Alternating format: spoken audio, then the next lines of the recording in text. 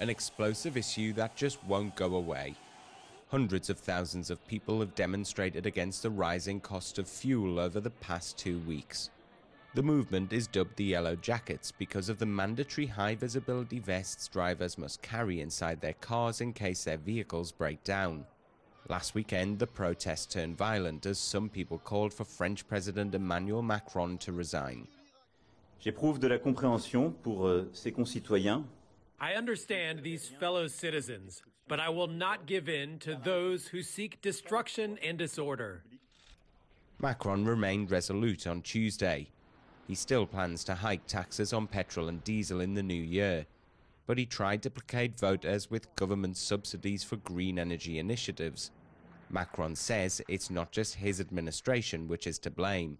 This tax was voted in 2009, 2014, 2015, committing political figures of various persuasions to it. The president says the taxes are needed to meet climate change goals.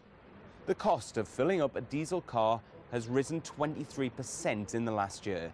President Macron blames the global oil market and has promised to adapt fuel taxes to price fluctuations. But that's unlikely to be enough for drivers. On est obligé, ça change rien de toute façon. It doesn't change anything. Whatever we think, we still have to work and we still have to fill the tank. Il a raison de ne pas céder. The president is right not to back down when faced with this kind of behaviour. The tax should be applied.